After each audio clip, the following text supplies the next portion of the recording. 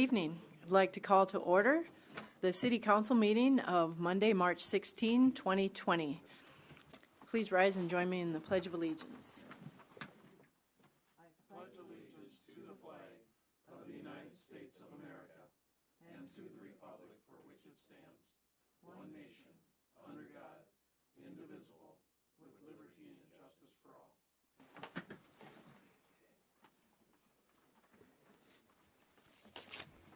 Roll call, please. Okay. Albertson? Here. Bueller? Hoyer? Here. Helene? Absent. Lallam? Here. Manti? Absent. Rademski? Here. Roby? Here. Billhauer? Here. Y? Thank you. All right, the first item on the agenda is approval of the consent agenda. A motion by Lallam and a second by Bueller. Any discussion? All those in favor signify by saying aye. Aye. Those opposed signify by saying nay. Motion carries. The next item is number 5, public comments. This is the time set aside for anybody that wants to speak to come forward. If there's anyone that would like to do so, please approach the microphone. See no one, we'll move on. Item number 6 is approval of the agenda. So moved. I have a motion by Billhauer and a second by Lallam. Any discussion? All those in favor signify by saying aye. Aye. Aye. Those opposed signify by saying nay. Motion carries. Item 7 is the regular agenda, and the first thing on there is the Mayor's State of the City report. So if you'll start that PowerPoint for me, thank you. I will go through this quickly because we have a rather long agenda, but I am happy to give this report. I like to do it at least once a year, and I waited long enough to have the numbers from 19 so I can let people know. And our numbers look good, so this is a happy report. I have learned, though, in almost 3 years of being the mayor, that I am but a grain of sand wishing to be a beach. Part of a beach, definitely, but I can't be the beach on my own, and we all need to work together to be that kind of beach, which we hope to be. And one thing to note, when you build that sand castle out of your beach, sometimes it creates a hole somewhere else. So we have to always be very mindful about the good things that we're doing, that we're not leaving some things behind in the dust. We had a retreat recently, and the City Council came up with a vision statement, and that is our vision for Watertown: a leading community known for its values and dedication to progress, innovation, and sustainability with opportunities for all. And we honed down into that, and it's something that everybody can really get on board with. And I hope to have the entire community on board with this vision. 2019 was an amazing year, and last year I think I had one slide on the community highlights. This is going to take 3 slides. So we started out, SkyWest began their service, and we had our 10,000th enplanement with only 8 months of airline service. So that was fantastic. We had a fire downtown, and it destroyed a historic bar, but it made way for a brand new, modern, mixed-use project that we're all going to be really proud of, and it's going up right now. We broke ground on the Calvin Industrial Park, and we've already got a couple of businesses getting close to being ready to open there. We passed, by public vote, a change of our form of government, which is tremendous. That's a huge win for our community. We'll be going with a city manager form of government at the end of my term in July of 2021. That was a huge thing that we did in 2019. We also approved an urban renewal plan for a park downtown, and that's very exciting. And then the Community Foundation came right out with a gift for this downtown park. And so we're well on our way. We reorganized the Public Works Department, and we designated a Public Works Director and City Engineer. And we reorganized the park department. These are huge things, big changes for our organization. And we're still, it's all really new. Change is difficult sometimes, but we're well on our way to getting some of the efficiencies that we were hoping for in doing those things. A housing study was completed for our community by Watertown Development Company, and it more or less said what we already knew, that we have a complete need for housing in every category. We received a word that we would get a grant for our airport terminal. Phase 1 is a $9 million grant for the building, and we're hoping for a phase 2, which will help with the groundwork around it. That was a big win for our community. We finished a wage study, way overdue. Been 18 years since we'd done a wage study for our organization. So again, big changes there, a little bit of bumps in the road, but we're working our way through them. We completed the Lake Kempesca Master Plan, and we have what we wanted, which is a roadmap for making some improvements that we wanted to see as a community at our lake. And we also approved commercial zoning district for the lake. So we don't have anybody that's adopted that new zoning district yet, but we actually have it in place so that we can use it. So it was a landmark year. It didn't start out that great. As you recall, around the beginning of the year, blizzards shut us down one after the other. The street department was just on overtime constantly. Blizzards, and then we had a fire during a blizzard. And it was one of the coldest days of the year when the harbor bar burned down. And then we had a flood, and that occupied a lot of our attention and time and resources. And I think that all in all, about $1 million was spent fighting the flood. Even though we didn't see devastating damage, we still had all the efforts that we went into. Every time we have the threat of a flood, we have to go through this same process. But I am happy to say sales tax revenue, we budgeted for a modest increase, and we had a pretty substantial increase in sales tax revenue, 6.06%. And these numbers are, and what's the word, Kristen? Unaudited. They're not the final numbers that will go in our CAFR, in our comprehensive annual financial report, but they're looking good. And we thought 2018 was good with a 4.07 increase. So that was really good. Also, 2018 was a record year for building permits growth. And 2019 was even better. So this is wonderful for our community. We started out with some of those lemons. We made lemonade. So this was really a good year for us. I added to this chart, you might remember seeing this from our Where Did the Pennies Go presentation. I added the first, second, and third penny sales tax on there on the right, so you can see that 6% growth really looks nice on that chart.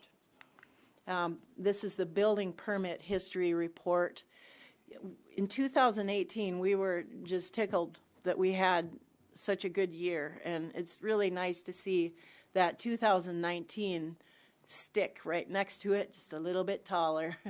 Over 5% growth from 2018 to 2019. Now here's another chart that I wanted to show you. This is the funds combined where you compare revenues and expenditures, and the revenues are the lighter, brighter color. We want that number to be at least equal to the expenditure bar, and a little bit taller is better. And you can see we achieved that in 2019. We didn't quite achieve it in 2018. Our expenditures were more than our revenues, but you can see that our revenues went up from 18 to 19, and that's a really nice trend that you can see there from 2016 through 2019. If you recall, 2015 was, we counted the revenues from the bonding for our wellness center. So I don't think we got all 30 million that year, but we got a substantial amount of it, which is why we see that. Oops, I didn't mean to do that. Looking for this little pointer thing, which doesn't show up very well, but there was a bond this year, which is why that one was so tall. But this is a very nice trend that we're seeing here. So our general goals throughout the year and throughout my term, I'm planning to look at all of these things. Quality of life management. We have to have a plan to have the amenities that we need in our community to attract people to move here and stay here. And we have to have affordable housing, and we're working on that. Getting that housing study done was an important step. The city organization optimization plan. Obviously, we're well into this. We've made some pretty amazing changes, and we think that it will pay off. And economic health program. We have to keep everything in mind. We can't focus on any one thing and expect to be economically healthy and thriving. But what we're seeing is very good. And then my final goal is to report upon the state of the city periodically, at least annually. We have challenges, and some of these challenges we're trying to work our way through. We're trying to pass a stormwater utility. That's a tool in our toolbox that we haven't utilized, that other communities in our state and in the nation have utilized. And it's been kind of a struggle for us, but it's looking better. We're making our way through it. The airport terminal was really in bad shape. It is in bad shape, and we have a pretty fast timeline to get that all stacked up and approved so that we can get our grant. We're on a very strict schedule and lots of meetings going on. The ice arena continues to be a dilemma. Most people want it. It's just, can we afford it? And how can we do it in such a way that we can sustain it? So that's a big issue that we're wrestling with right now. The zoo building was an issue as well, and fortunately we had a community member step forward with an extremely generous donation of $1 million to help us do that. We need new staff in order to keep our accreditation, and we have further challenges in figuring out how to sustain those extra members. They're being paid for by others for a couple of years, but then we're going to have to work those into our budget. And now I've got COVID-19 effects as one of our challenges, and I am concerned about this. This could be devastating to our finances this year, depending on how this all plays out. But if it's any comfort, we aren't alone. Everybody in the world is dealing with this right now, and we don't know what's going to happen. We're on the very beginning steps of dealing with the coronavirus pandemic, which is starting to affect us. And we're already seeing some negative effects of this pandemic. We can already see them in our sales tax collections. They're not as good as they were last year so far. And there's just a little bit of fear and trepidation and not knowing what the future holds. So we're being mindful of that. And as always, attracting workforces are one of our main issues that we have in this community. We have lots more jobs available than we have people to fill them. We also have a lot of opportunities. So the reorganizations are designed to bring us greater efficiency.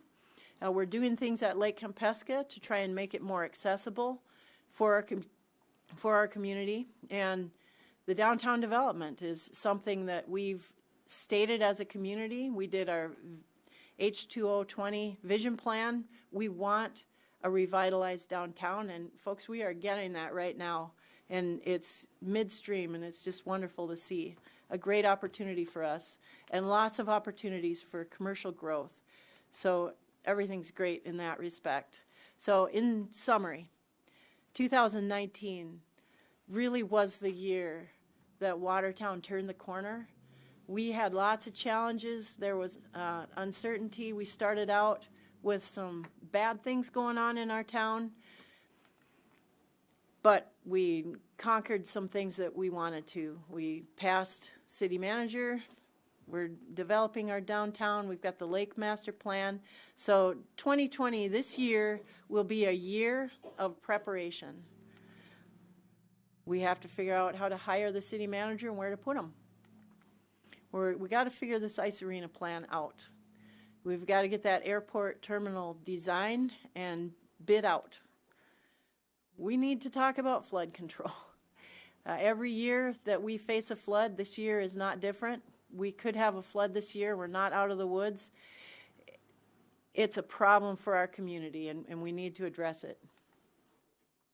And what are we going to do with the city hall? What are we going to do with the senior center and our downtown park? Those are some great things that we're looking at this year, and I think that we'll get the groundwork laid for some answers. I'm just going to close here with a quote by Vince Lombardi that I thought was really pertinent to Watertown today, and that's, people who work together will win. And I can't stress enough how great it feels to see all the collaboration that's going on and the team effort that this council shows to the community. This is a really fantastic city council, and I'm very excited about the future because of it. So that's all I have to say, and we'll just keep moving along because we have a lot on our agenda.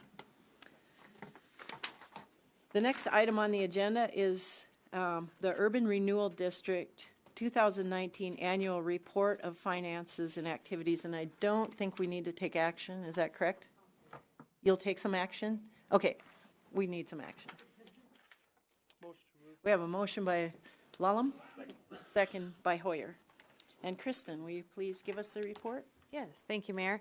This is the report that we go through every year. It'll be pretty short this year. The first part is actually the activities. With there being no current urban renewal board, the only action that came before the council was in September of 2019, the Urban Renewal District assessment role. If you remember, that was kind of postponed until a committee could be formed. There was a group that reviewed it, and there was a few things that were added to it. The first revision was that it lowered the tax rate, and there was some language added to it that the park in the district needed to be constructed by 2021. And that was then approved in October of 2017. So those were really the only activities of the Urban Renewal Board / district for 2019. The next two are the balance sheet and the statement of revenues and expenditures. Not a lot of activity going on during 2019. The biggest change when you look at the balance sheet is you can see where it covers the revolving loans. Those are being paid down. There has been no new loans issued at this time during 2019. I believe, going off a little bit of memory, but I think there is 4 outstanding loans left that are currently part of that $11,000 that's sitting on the books. As far as the revenues, really the only thing that came in was we had some rental and then also the interest that we were earning off of the cash and then the loans. So really that is it for the urban renewal. I can try to answer any questions if there are any. If not, pretty straightforward. All right, any questions, Councilman Vilhauer? Kristen, refresh your memory. We'll start collecting the urban renewal assessment in 2021, correct? 2020. Yep. So it was passed in 19 that's and right, collectible in 2020. Yep. Okay, we got it passed soon enough in 19. 2019 to Yep. collect in 2020. Got That's it. correct. Um, Yep. And also, we have not formed a new board of directors. I thought there was kind of an informal group that had been put together, or where are we at on that? Well, we have a committee that's being led by the Watertown Development Company that we're in the process of Okay. taking over those duties and maybe even taking over the responsibilities with the urban renewal that Kristen just Okay. went over. And we've kind of pulled that from the agenda. You'll be seeing that soon. Any other questions or comments? Okay. The last time that urban renewal board was a board, just for Chris's sake then maybe, but it was made up of city council people that weren't in the urban development area, so it might be a good suggestion to focus in on people that are here in that. Right, there was a board of citizens after that did serve for a little while. Yeah, but we've been without one for quite a while now. All right, any other questions or comments? All those in favor signify by saying aye. Aye. Those opposed signify by saying nay. Motion carries. Item C is approval of resolution number 20-10, approving the extension of present boundaries of the city of Watertown, South Dakota, and annexation of a contiguous tract of land to be known as part of the Lakes of Willow Creek First Edition. So I'll look for a motion. Motion by Y and a second by Bueller. And we will start out with, I'll ask the Public Works Director, City Engineer Heath, to tell us about this, and then I'll open the public hearing. Absolutely. Thank you, Madam Mayor. This is an annexation of a smaller tract. It's about a little over 2 acres, 2.3, I believe it was. And upon annexation, it'll become part of a larger parent parcel, if you will, that's currently annexed. This 2.3 acres is owned by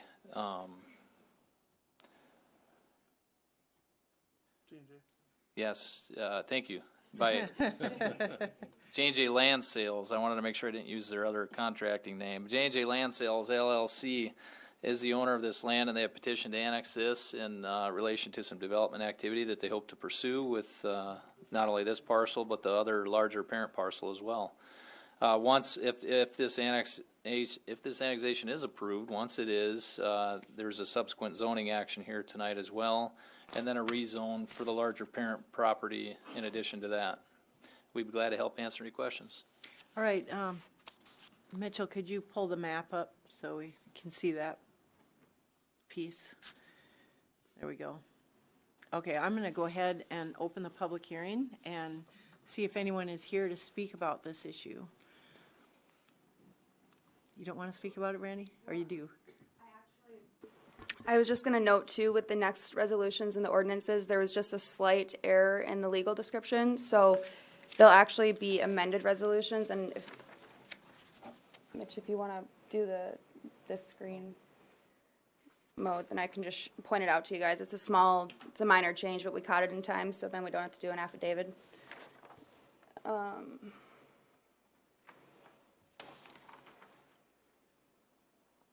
So that's the zoning ordinance.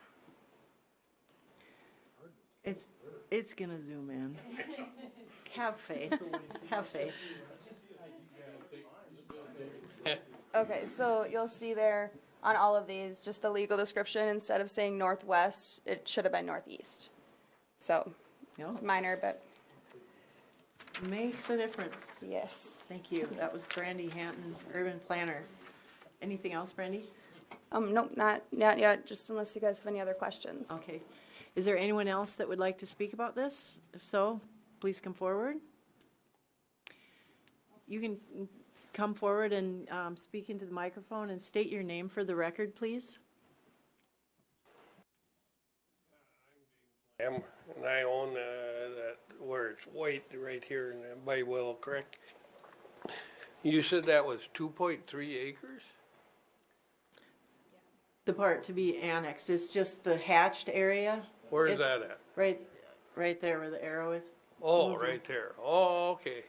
Okay, Yeah. that's why I was trying to figure out. The because- big part of it was annexed a few years ago. Yeah, the bigger, this whole, Yeah, all the colored. Yeah. Except for that yeah, hatch. okay, that's all I wanted to Yeah. know. Okay, thank you. Just verify it. Yes, you good know. clarification. We actually had that kind of reaction about this one before too, someone else. All right, no one else to come forward. I will close the public hearing and look for council input on this. Does anyone have any questions or comments?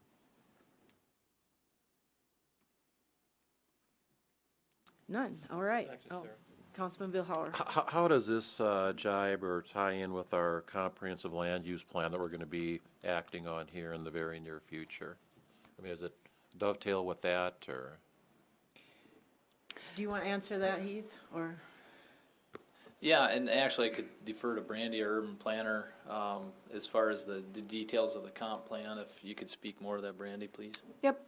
So actually on the comp plan, it shows that these are rural undeveloped areas, although it does show that it is pegged to be developed by 2025. And that it's adjacent to commercial and industrial, well, it was industrial, the Stromstad East Side Addition, which will be rezoning here in the next couple actions. But it does tie into the highway commercial district that's adjacent to it there along Willow Creek. Good question. Any others? All right, I'll look for action. All those in favor signify by saying aye. Aye. Those opposed signify by saying nay. Motion carries. Item D is the second reading of ordinance number 20-08, establishing the zoning designation of C3 Highway Commercial District for the tract of land contiguous to the city of Watertown, South Dakota, known as part of the Lakes of Willow Creek First Edition. So moved. Have a motion by Lallam. And a second by Albertson. And I will, if you want to add anything to what you've already said, Heath, okay, well, I'll just go ahead and open the public hearing if anyone is here to speak about this. This is the zoning of the piece that was just annexed.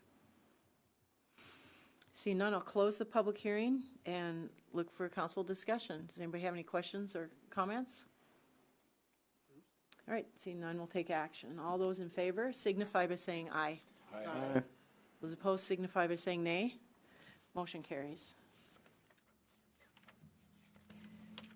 Item E is the second reading of ordinance number 20-09, amending the district zoning map of the city of Watertown, South Dakota for property generally located north of Willow Creek Drive to be known as the Lakes of Willow Creek First Edition from I-1 Light Industrial District and I-2 Heavy Industrial District and BP Business Park District, all to C3 Highway Commercial District.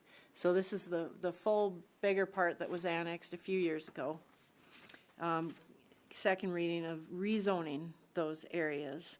So look for motion. Motion by Y and a second by Bueller. And I'll ask Keith if you want to say anything about this. Certainly, Mayor. This is what I would call the larger parent parcel to the piece that was just annexed. I forget off the top of my head, Brandy, how many acres was this? Maybe you don't have that off the top of your head. I apologize. Here, we can get it here. But it is a rezone to coincide with the zoning of that annexed area. The owner wishes to rezone this from the previously zoned industrial uses to a C3 highway commercial district use and develop the property accordingly subsequent to the rezone. It was approximately 62 acres. Thank you. Okay, and I don't suppose anybody has the GIS loaded up? Or there's a figure in the packet showing a greater view. There you go. Just to show the continuity with the other C3 district, whoever is running that. Me. Okay, Brandy.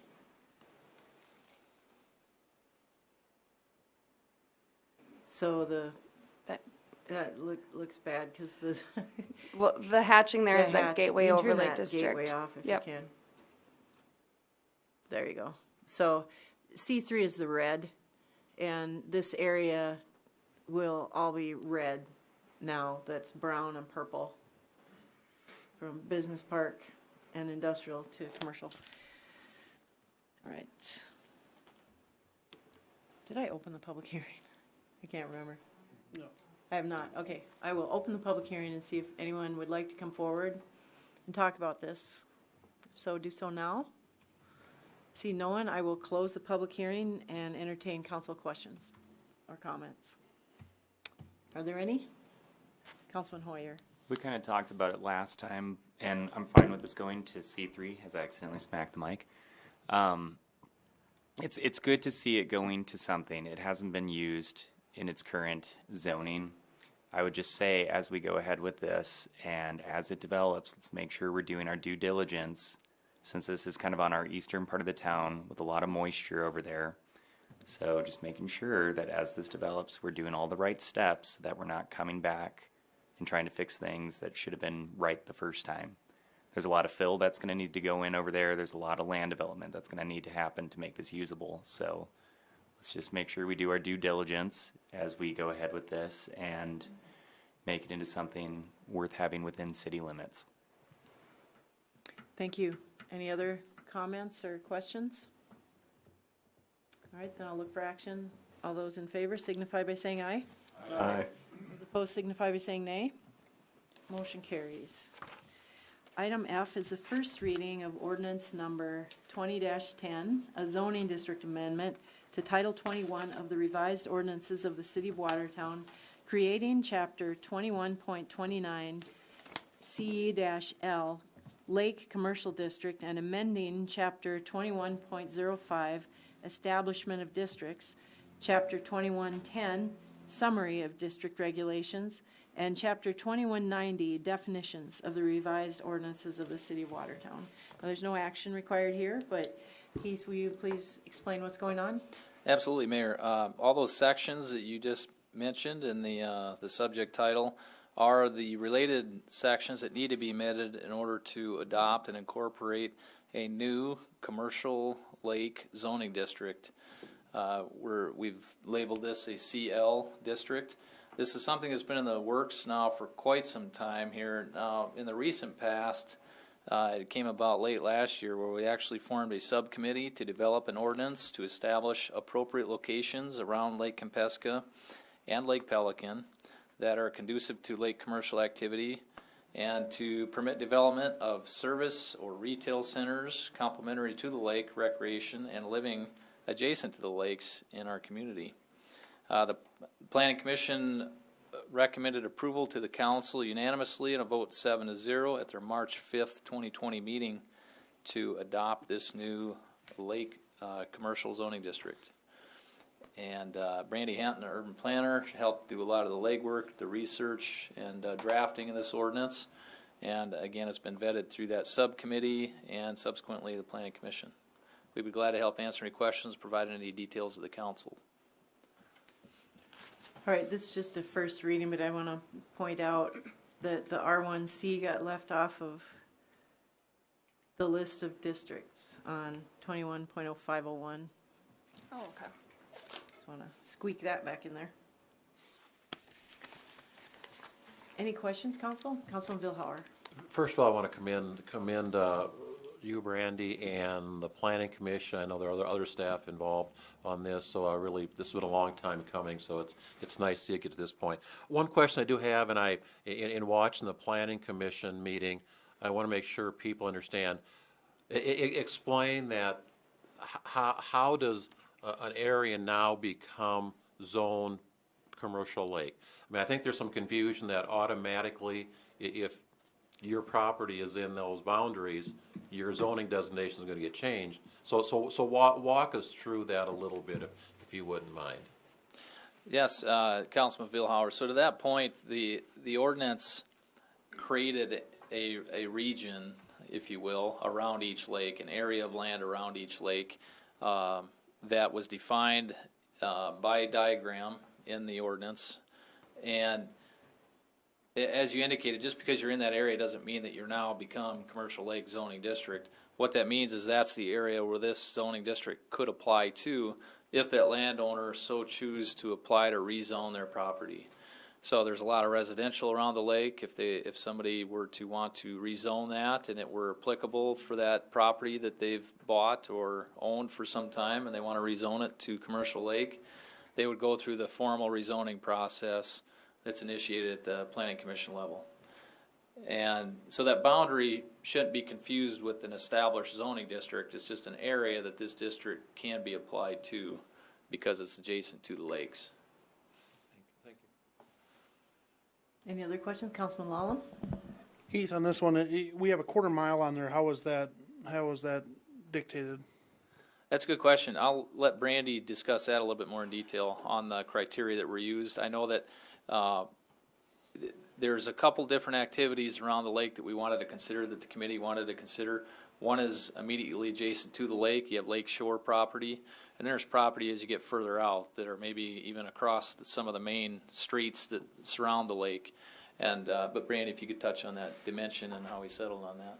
Yep. So, and throughout this process, then I was working with some of the Plan Commission members in the subcommittee, but then also taking it as old business every step of the way, and talked a lot about this boundary map and how we were going to establish it and what was appropriate. And so we landed on that a quarter mile of walking distance is, so then, because it is for lake commercial, so we want it to be within proximity to the lake. So then where do you draw that line? And also for like park dedication within the city, or actually anywhere within the city boundaries, we go with the quarter mile of having that be the standard for how our spacing with the parks are distributed.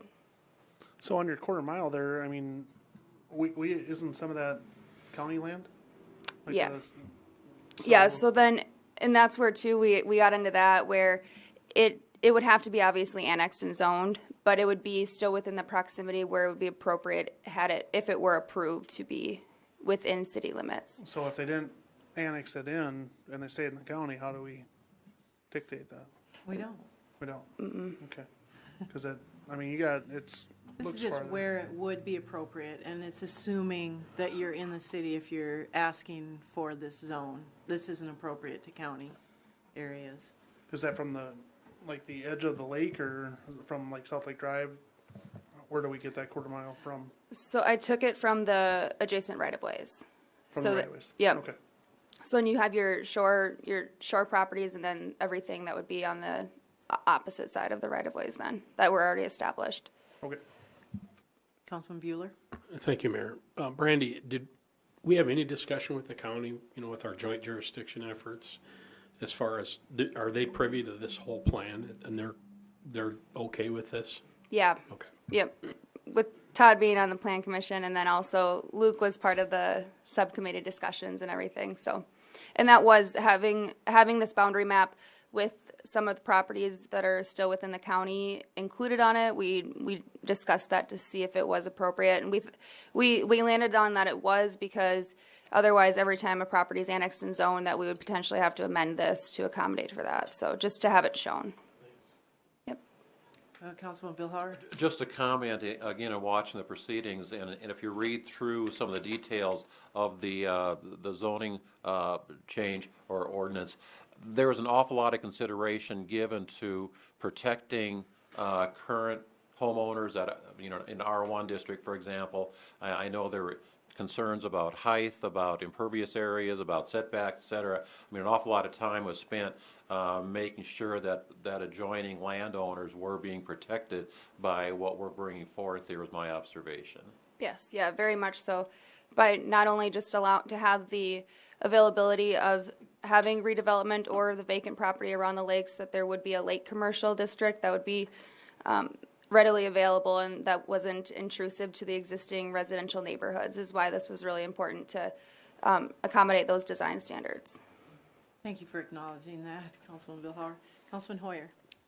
Just going back up to the image of Compesca, for the public to maybe understand too, like if you look to the west side of the lake there, okay, so that's just annexing. I'm just making sure, because it's really simple to see it on Pelican, how that lays out. It looks like a quarter mile all around, and then on this one it was a little confusing, but never mind. And where too, because you can see, well, you can kind of see the yellow shading, that's the quarter mile mark from the adjacent right-of-ways. And then, so we also wanted to run them though with section or quarter lines, just so it was easy to tell what was in and what was out of the boundary. Right, good point. Questions? More questions? All right, this will be coming up for action the next meeting, so thank you. Thank you. Moving on to item G, approval of resolution number 20-11, requesting the South Dakota Department of Transportation to hire Infrastructure Design Group, Inc. to perform the 2020 bridge inspection services for Watertown, and this got the recommendation of the committee in the previous meeting. We have a motion by Albertson and a second by Rademski.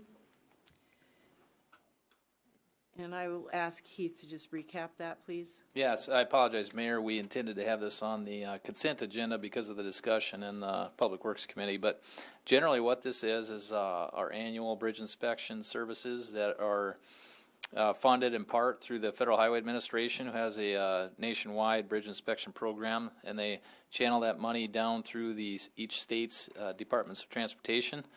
The South Dakota DOT has reached out to us as part of this process to make our annual consultant selection. When they send us their annual letter, they have with that a list of qualified consultants to perform these bridge inspections. One of those consultants on that list is Infrastructure Design Group. That's the consultant we've used, I believe, the last 2 cycles of bridge inspections. And it's staff's recommendation to the council that we go ahead and proceed with their services once again this year in 2020. There will be 5 bridges up for inspection this year. We have 10 that get inspected on an annual rotating basis. So these 5 that will be done this year were last done in 2018. And be glad to help answer any questions. All right, any questions? We went through this very recently, so no questions, I'll get action. All those in favor signify by saying aye. Aye. Those opposed signify by saying nay. Motion carries.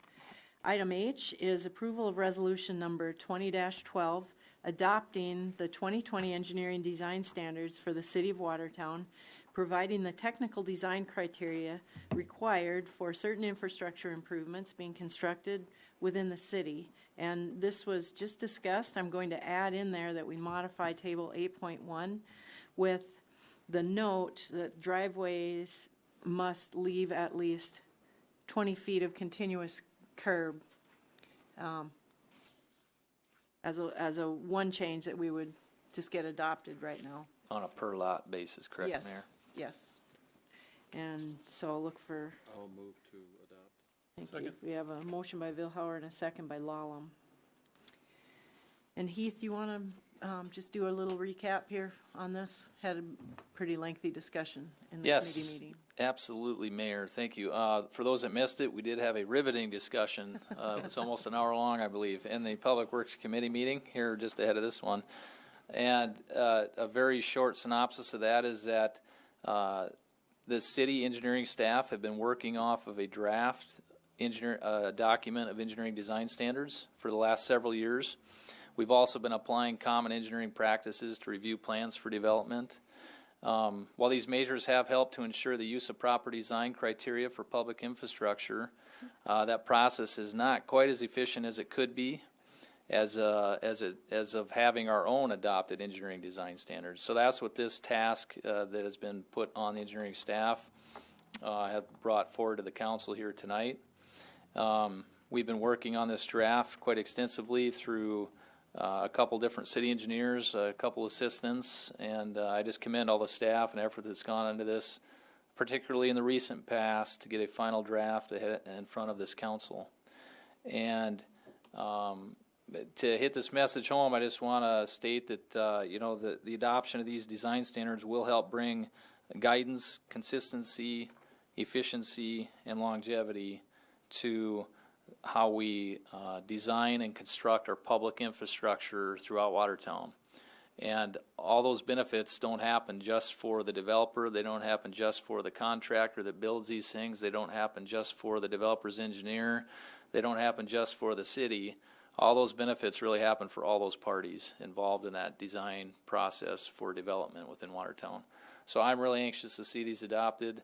This is a living, breathing document that we'll keep notes on throughout each year, and we'll mark what's not working well and bring forth resolutions to amend this document as necessary as we move forward. All right, thank you. Any comments or questions? Councilman Vilhauer. Just a few comments and questions now. I was part of a committee that's been working behind the scenes along with Councilman Reed Holeen, that have been working that. Actually, I'll give Chris Shilkin the credit from our development company for being the facilitator, getting the group together to discuss some of the issues behind the scenes. Now, like I said at the committee meeting earlier, I probably knew the least around that table of anybody about what we were talking about. But within 10 to 15 minutes of our first meeting a few months ago, the need came that was thrown out that we need engineering design standard, which I had no idea what that necessarily meant. I wasn't expecting a 350 plus page document to go along with it. But I do commend the staff for moving forward on this, because the need came through loud and clear throughout the course of our discussions in this ad hoc committee of the need for this. Now, I do have a few questions about it, though. I think you've answered already in the committee presentation, Heath, but a few questions. Now, whatever permitting may have been done prior to the adoption of this is being grandfathered in, correct? Correct. There is a clause in the engineering design standard document that specifically states previously issued permits are still honored. Those will not be negated. Previously issued permits are still honored. Okay. Now, you said, I think I heard you say that a lot of this that we're being looking at to approve tonight was actually borrowed, or you're kind of copying off of Brandon's engineering design standard. Is that a fair statement? Or? It is. That's correct. Okay. Okay. Now, who is expected to know these? I mean, let's say we've got a developer or an engineer that lives halfway across the country that they want to do something here in Watertown. I mean, they would be expected then to know that we've got our own standards and follow those standards. Is that correct? Is that how the process would work? Yes, that is correct as well. Okay. They'd be looking for them, and they're surprised when they can't find them. Okay. Okay. And that's when we get a call and then tell them we don't have any yet, but we're working on them. Okay. And I think you said this is a fluid, moving document that can be revised as necessary. I think I heard somebody throw the comment out at one of our meetings that don't let great stand in the way of good, or perfect stand in the way of great, whatever the comment was. Looks like we've got a really good start here for what we're trying to accomplish, and if we need to tweak it going forward, so be it. Yes, absolutely. To that point, just for reference, in a previous community, I've rewritten these twice for them. The first one was a very rigorous, full-blown rewrite, and very in-depth, because it had been a while since they'd been updated. But the subsequent one was about 4 years after that, and that was just a lot of housekeeping items that accumulated over the years that we needed to correct.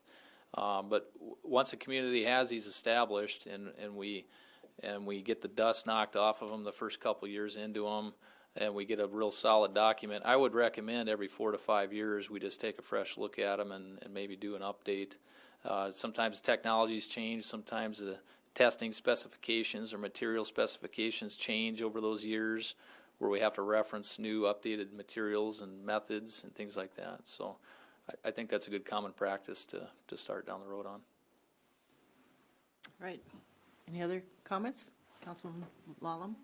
Heath, you had said in the previous meeting that you would kind of keep a red line on those of any items that you see that's come across. I would task you, if there's anything on there that you see right away that we need to change, don't hold off on it. I mean, you're going to go through probably a busy, construction cycle this summer.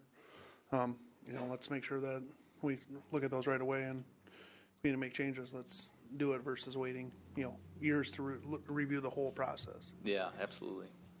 Yeah, I agree. Anyone else? All right, I'll look for action. All those in favor signify by saying aye. Aye. Those opposed signify by saying nay. Motion carries. Good job, council. I tell you what, this is an extremely important thing you just did, and this will be in my next State of the City report. That's something cool you did in 2020.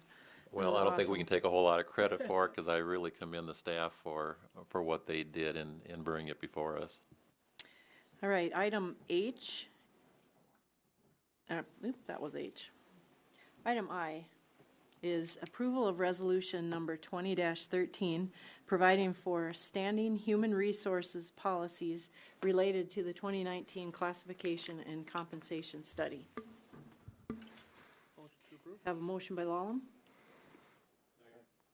Second by Rademski. And I would like the city attorney, Matt Roby, to tell us about this one. Thank you, Mayor. So what you have in front of you is a resolution that more or less is a little bit of a house cleaning after the adoption of the 2019 compensation and classification study.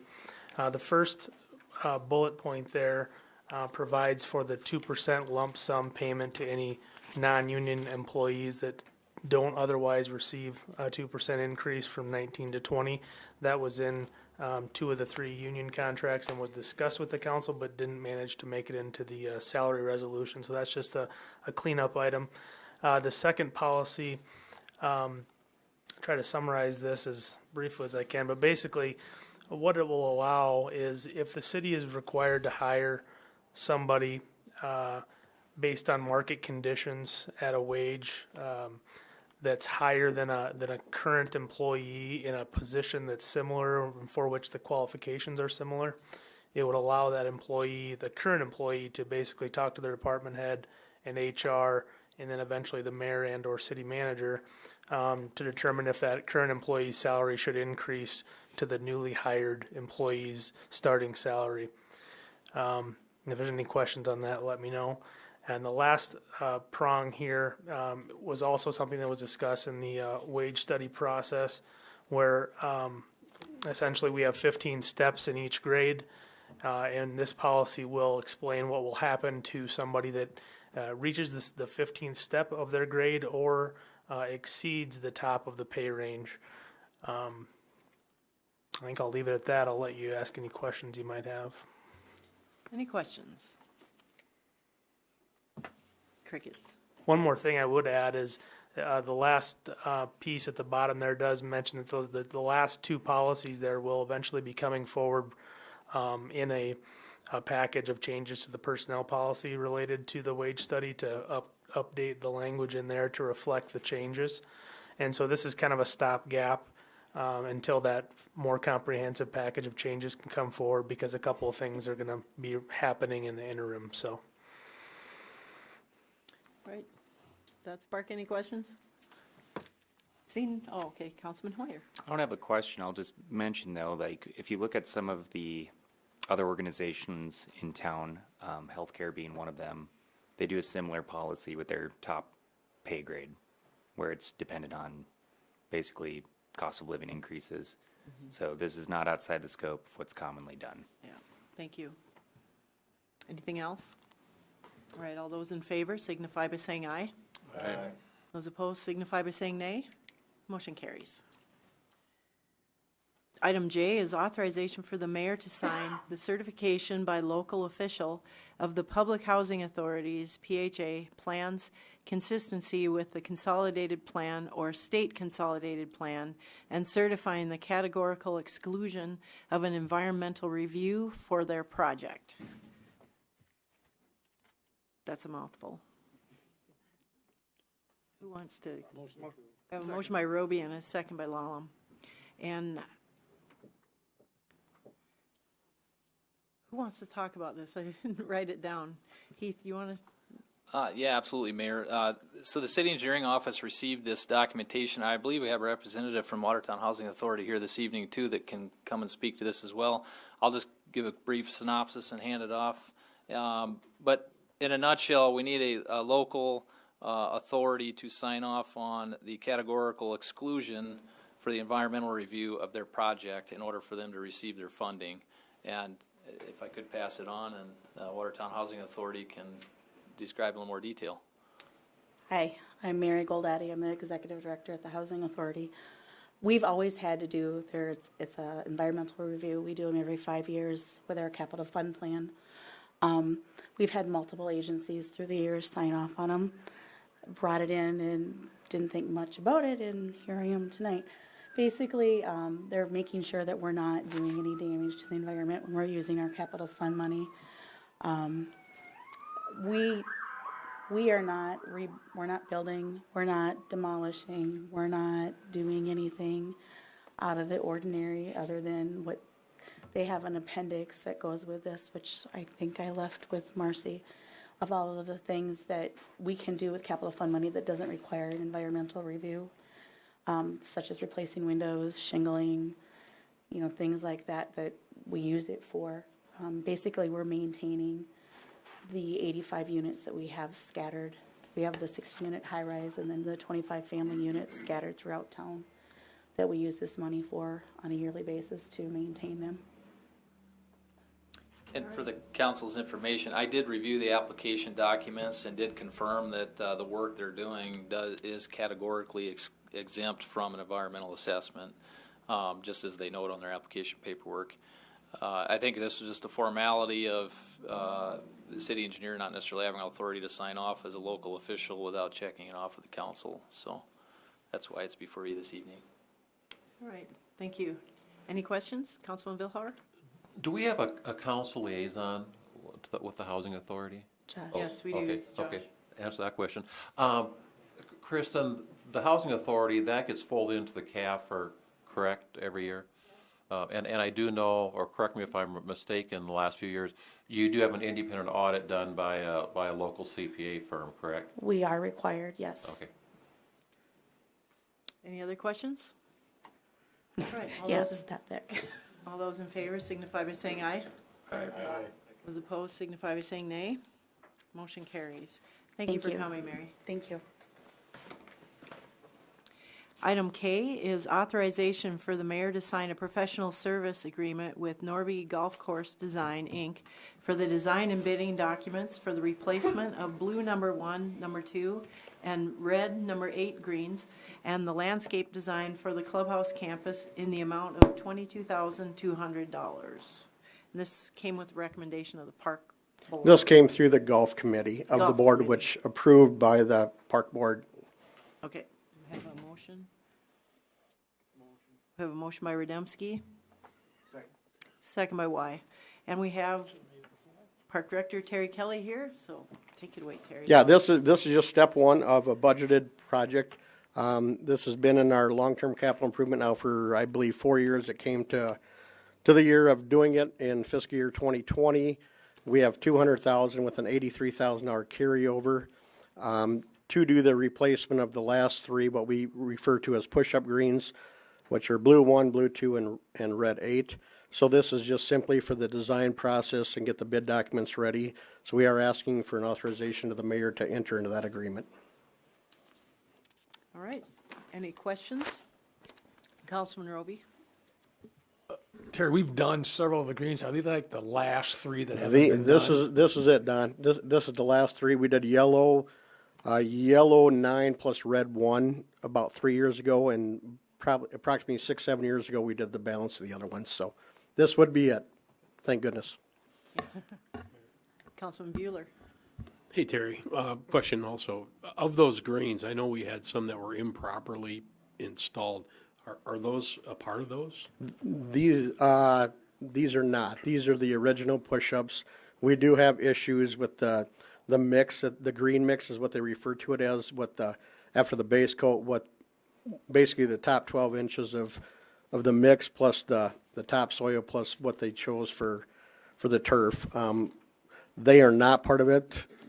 Right now, we've done basically modification of those greens where we basically take out material, put back in new. That is not part of this project, though, no. All right, other questions or comments? All right, all those in favor signify by saying aye. Aye. Those opposed signify by saying nay. Motion carries. Thank you.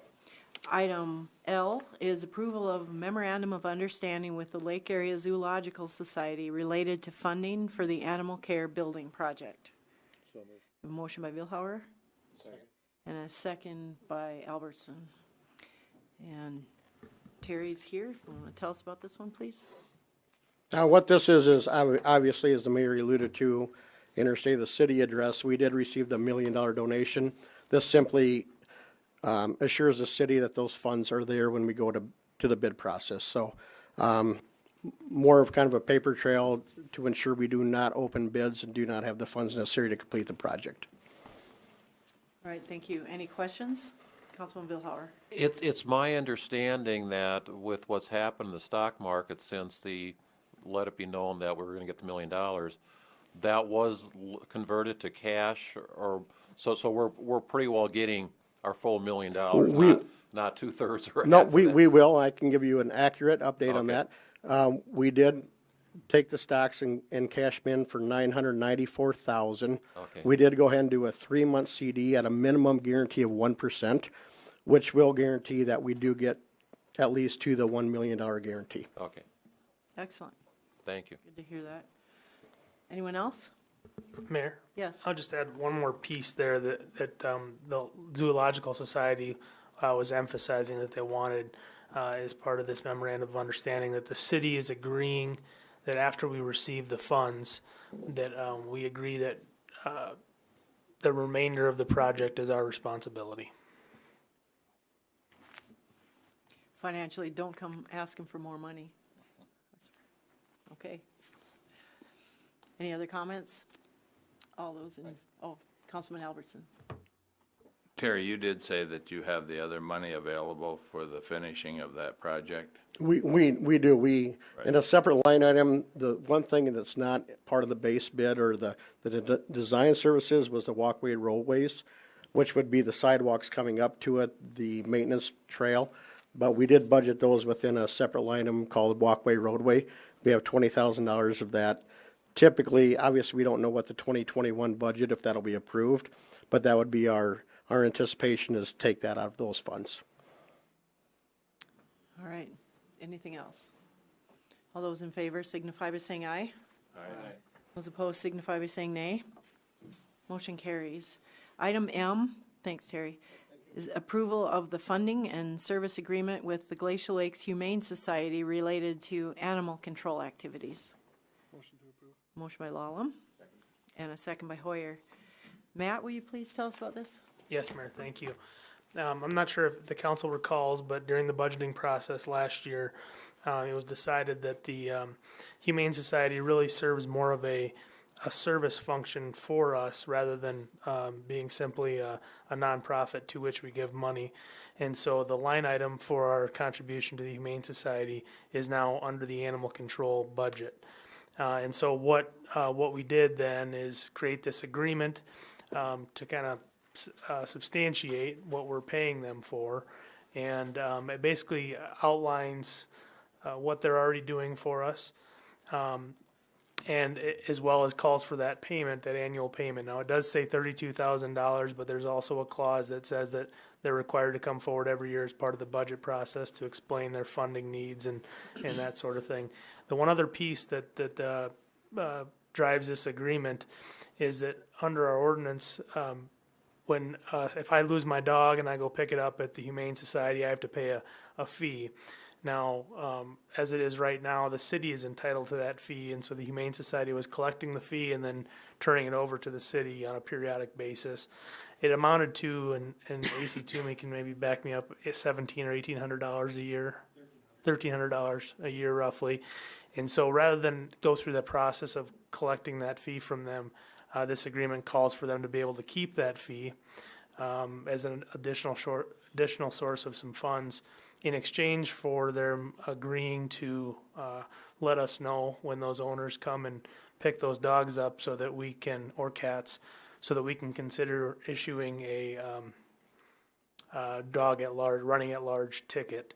And so we may make up some of the revenue, the $1,300 revenue in that citation revenue. So any questions? Councilman Lallam? This is a one-year contract, Matt?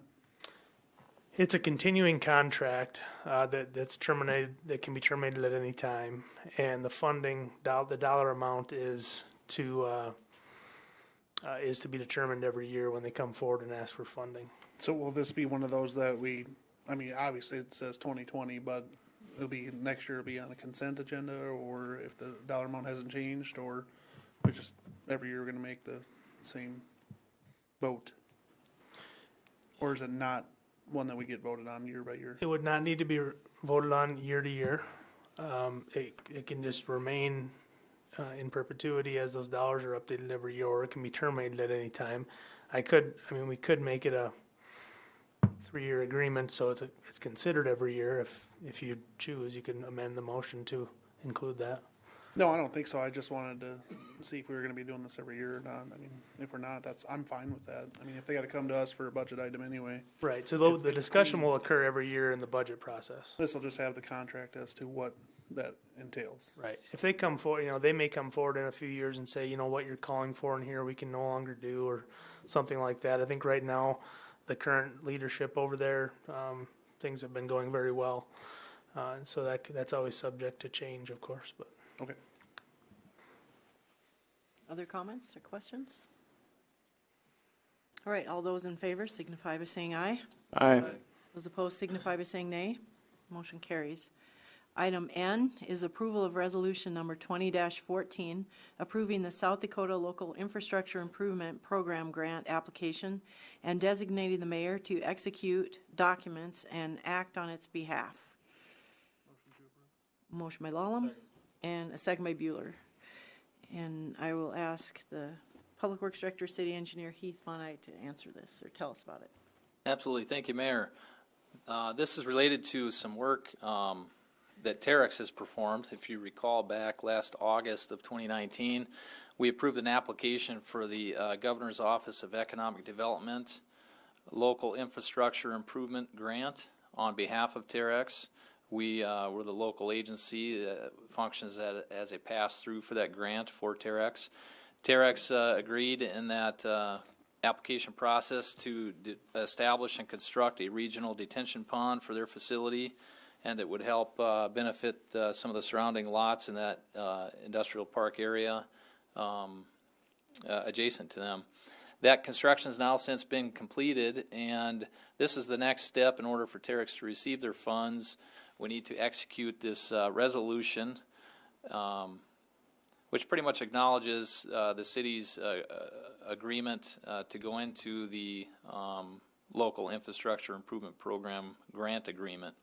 The grant agreement is attached to the resolution as a supplemental document, and again, one step of a handful left in order for Terex to get their $75,000 reimbursement through this grant program. All right, thank you. Any questions? All right, I'll look for action. All those in favor signify by saying aye. Aye. Those opposed signify by saying nay. Motion carries. Next item on the agenda is old business, and item A is discussion on the downtown alley completion.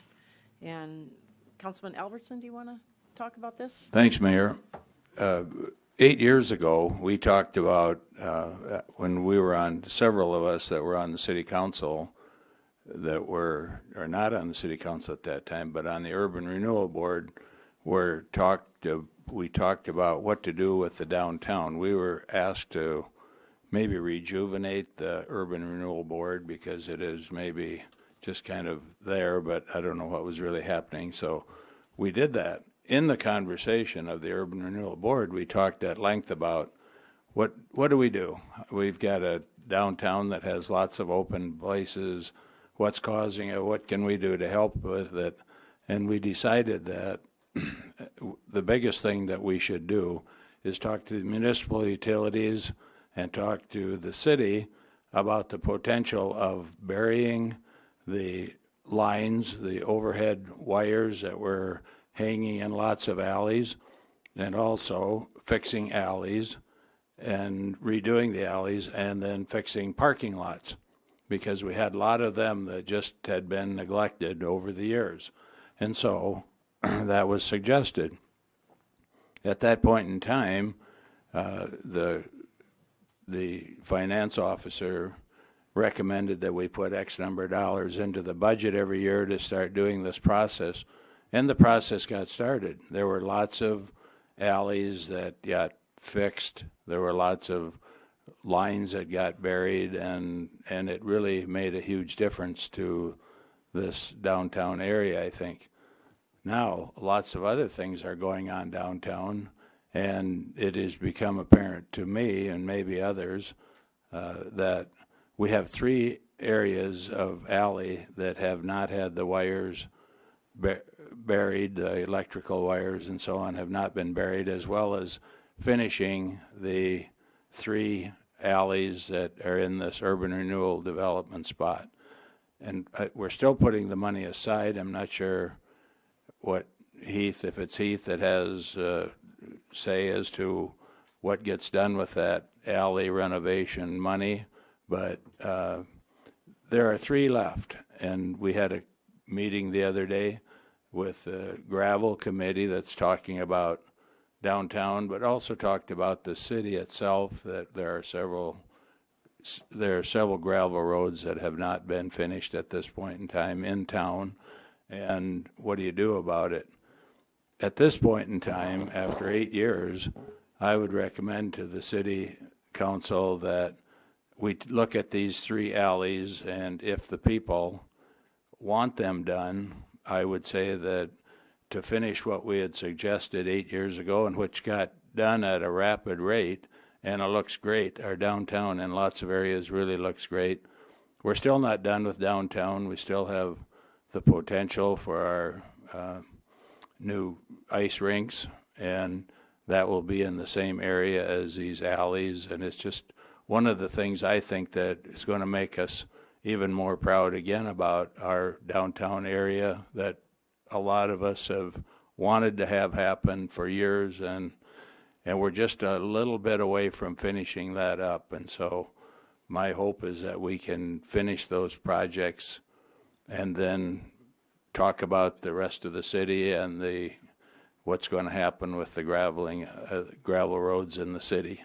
So Michael may want to talk about that, because at one time in our meeting suggested that maybe in their area, they have one of them in his area, in this urban development area, that may not want it because a new road that may not handle the water very well, and he said it could cause a problem in their homes, and I don't know if he's pursued that to see if that might be the case, but I would just like to make a recommendation that we take the money that's been set aside to finish the downtown areas and do that, because why would we want to leave a downtown area with 3 gravel roads when we have a really fast approaching, great looking downtown?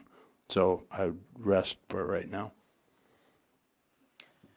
Beth Manti is on that, by the way, and she sent me a note, but I didn't realize she wasn't going to be here to talk to this also.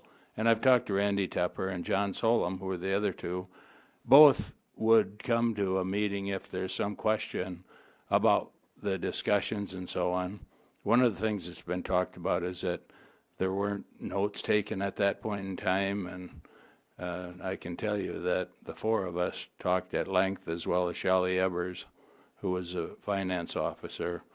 I'm not sure what happened to the notes of that, but the fact is that we talked a lot about it, and I think you can see that fruition has happened, except in those 3 areas with that particular project.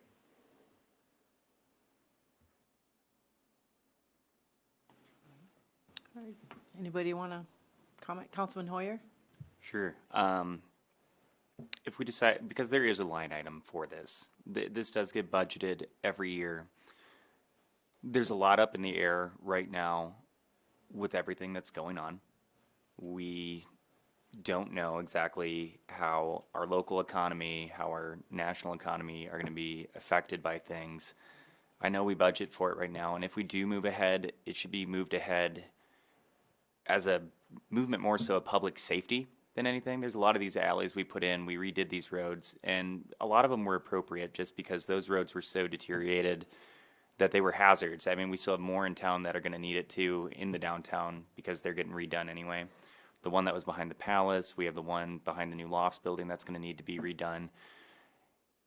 As we go ahead with some of these older ones too that we've already done, we need to look at things like getting lighting up in those alleys. Part of the reason they were redone was a safety issue. If we're in the downtown and we're walking around the downtown, we want to feel safe. And so a push for that was that the paved new alleys create a sense of safety, but not lighting them doesn't really fix that either. The other portion of it was getting the electrical buried, because that creates longevity for our utility. It also makes it safer because there were some precarious placements over time. So that made sense as well. I know that we have plenty of discussion we still need to do in that committee to come up with a really fine-tuned plan. The reference to like my block where I fall in this area, we don't know how the water would impact it. I mean, those are 100-year-old homes and they've never had a paved road, so you don't know how that runoff is going to affect things. I know that I've talked to homeowners in other areas that had new roads put in and stuff, and they started to have water issues from it. I know up north of Lincoln there, when that development went in. A lot of those homes, when they were first built, no issues. As it continued to develop and more groundwater was pushed off, a lot of the ones downflow of wherever it gets pushed off from can have issues. So whatever we end up doing, it just needs to be done intelligently and with an overall plan that takes care of our community. But it's hard to recommend a lot of big spending coming up here with a lot of the ambiguity we have going on. So I would agree with that. Councilman Rademski? How much money do we still have set aside for that? I believe this year's budget for the alley project was around 115,000. Okay.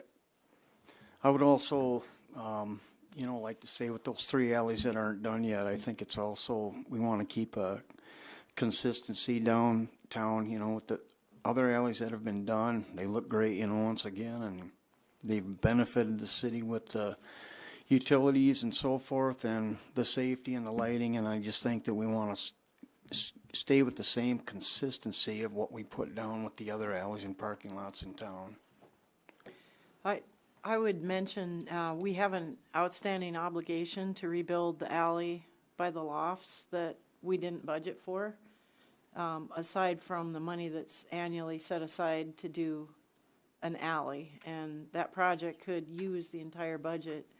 Yeah, whatever your feeling is of how the city should spend its money, I would caution you on going ahead with paving any gravel alleys this year, just for the same reason that Councilman Hoyer mentioned, but also that we have that obligation. We don't know what that's going to be yet, and that could be substantial. So we're going to be asking for a budget supplement when we have uncertain revenue coming this year. I think we need to be pretty careful.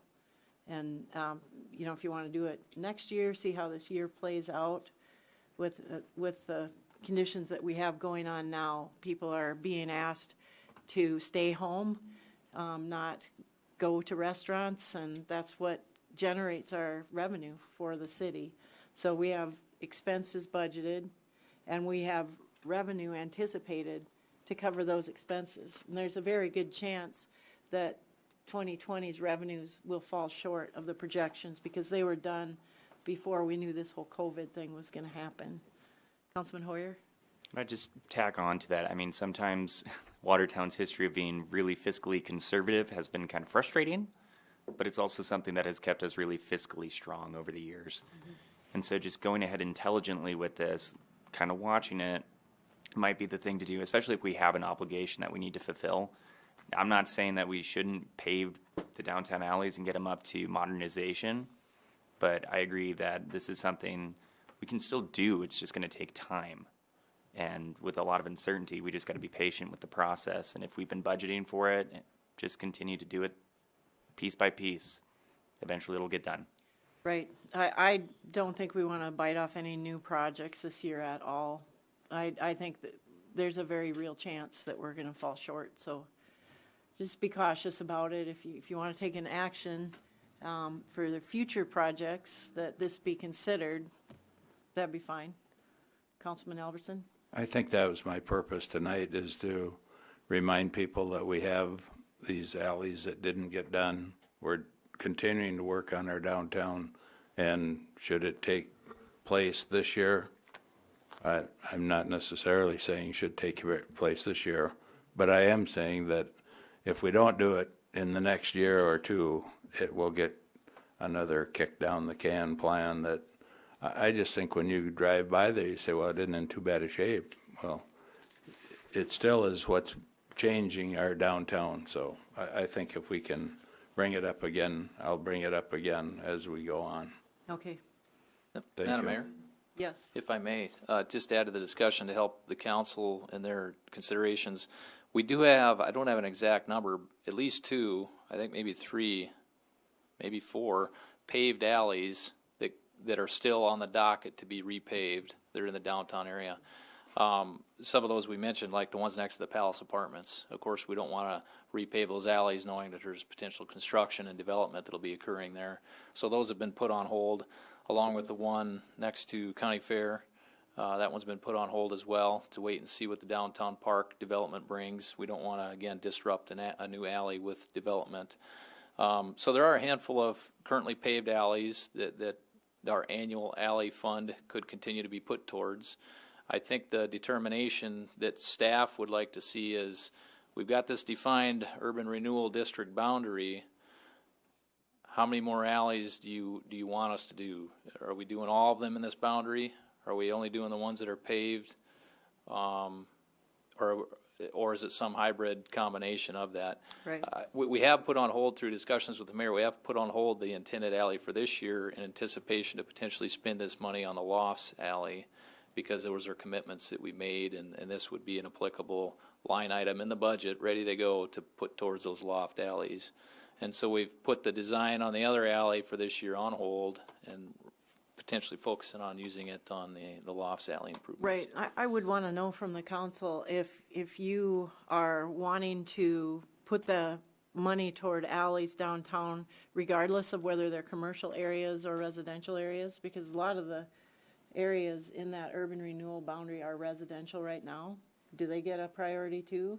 Or do you just want to focus on the ones that have commercial zoning and use right next to them? I guess they all have commercial zoning, but many of them are residential use.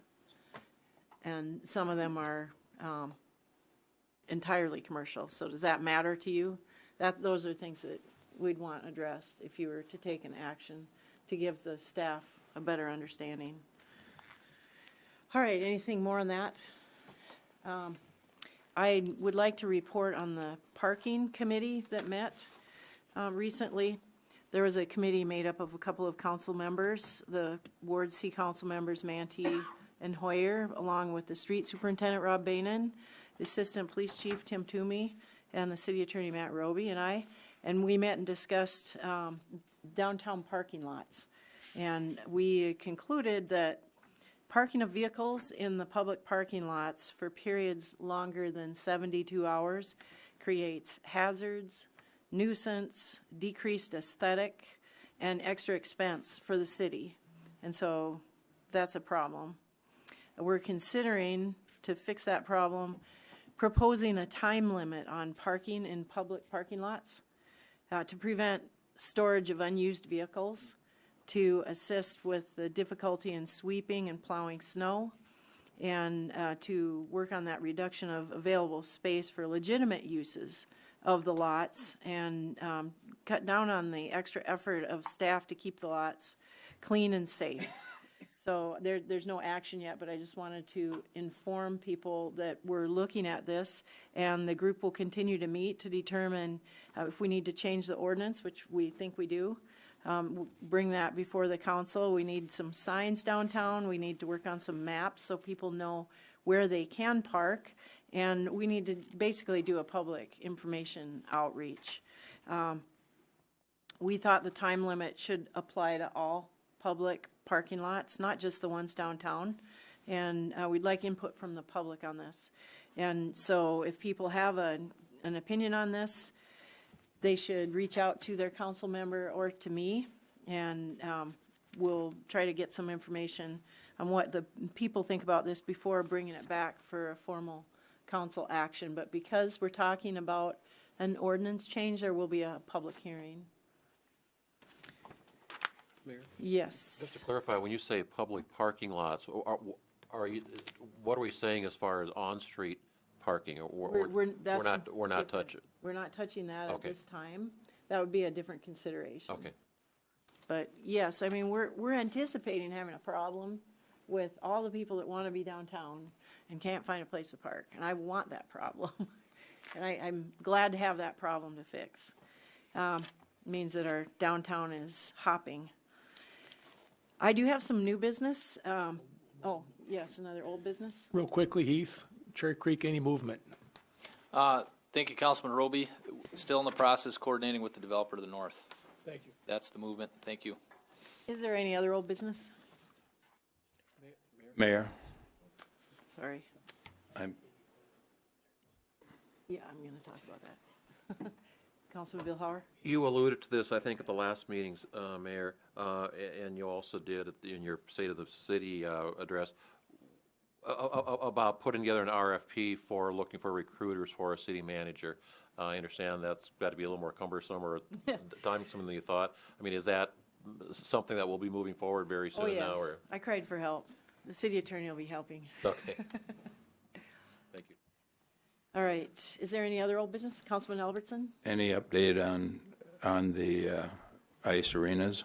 Anything new, or are we still waiting for next week or 2 weeks? We're waiting, and Councilman Holine's been really Right. immersed in that, and he's not available right now, but I don't think they're ready to go. There was some little glitches that they ran into that they're working through. So we're still working. We haven't forgotten about the ice arena.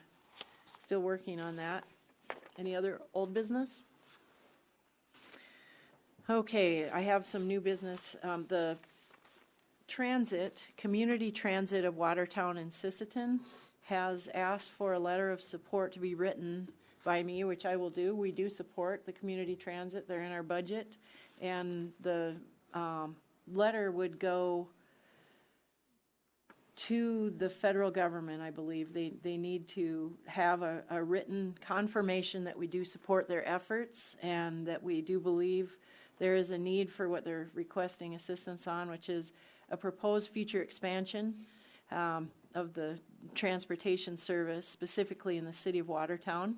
And they need a new additional facility, and that's what they're looking for help on. So I'll just read this to you from the director. The need for this additional facility is the direct result of our continued growth in ridership, additional programs we offer, additional travel opportunities, and the continued upgrading of our fleet. We currently house 10 buses and 4 vans in our existing facility. We also have 1 bus and 1 van housed outside the facility. This is not a desirable situation for several reasons, including weather and safety of vehicles. So no decisions have been made on a location. The first step in this process is getting a letter of support from the city. So I just wanted to let people know I'll be writing that letter. The transit is a very important element of our community, and we do support them every year, along with many other agencies that help to provide transit to Watertown. Is there any other new business? Councilman Hoyer. I would just put out, as we go ahead in the coming weeks, just people be good and courteous to one another as they're out shopping and trying to fulfill their needs as families too. I've witnessed myself some people being a little physically aggressive with one another in some of our shopping areas. Don't. Calm down. The thing that separates us from animals is that we can control our fear and aggression. So let's, be responsible citizens, respect one another, and just continue to push forward with the oncoming dilemma we face. Thank you, Councilman Hoyer. And I was actually going to talk about the COVID-19 situation under announcements, but I think I'll just segue right into it as new business. I want the public to know that there is a unified command team put together with representatives all over the community, collaboration between the county, the city, the school district, all the healthcare organizations, including Brown Clinic, Sanford Clinic, Prairie Lakes Healthcare System, the commissioners, Lake Area Technical Institute, the Quick Care Clinic, the City Council, Watertown Fire Rescue, Watertown Police Department. All of these entities are working together in a unified command structure to identify the needs and respond to the COVID-19 situation. So there is public information official that's not me that is doing the official communications about what's going on, and so I will defer to them. But I want to reassure people that we are doing something. We are following the Center for Disease Control guidelines, and this is a rapidly changing. Every day there's something new to learn, and so we're going about this in a concerted effort all across our community. And like Councilman Hoyer said, We need to be kind to one another and be mindful and take some responsibility for your own self. And that's behaving yourself. Councilman Vilhauer? I guess I'd like to chime in. You, Matt Roby, and I sat in almost a 2-hour meeting today, the group that you're referring to, and I came away from that with two main points. One is the healthcare profession is taking this very seriously. I think for those of us that may have thought we're overreacting across the country or around the world, when you listen to our local healthcare people, they are taking this very seriously.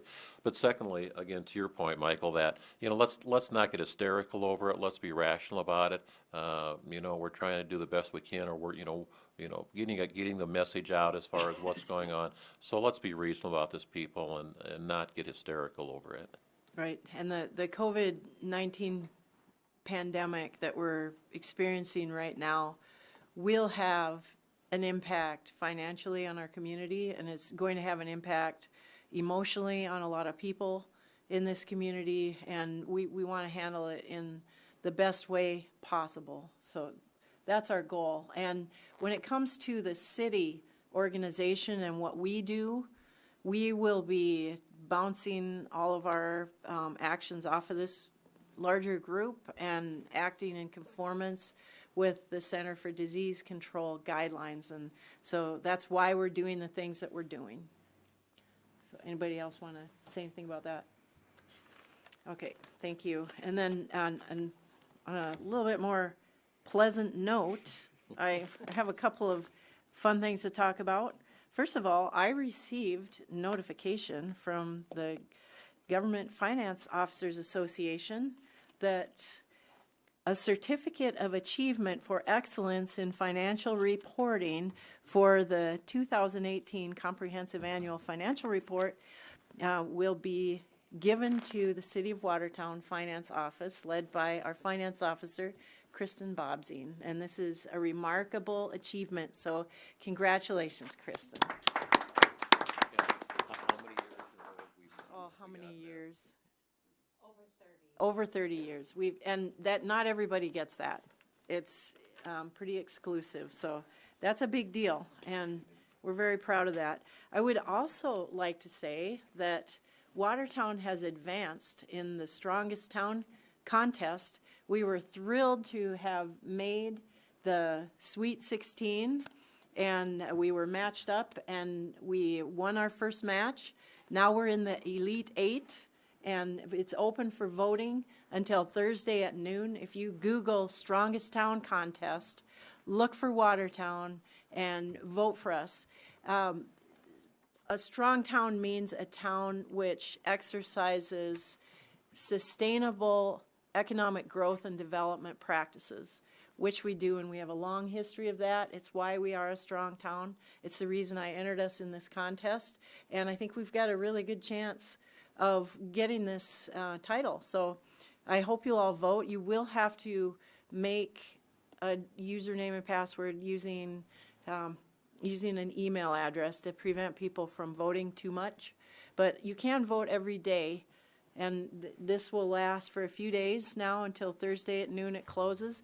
Then Friday, the winners of these matches will be on a podcast, and I hope that we get that opportunity. So that's really fun. And I guess I'll look, are there any other announcements that I missed?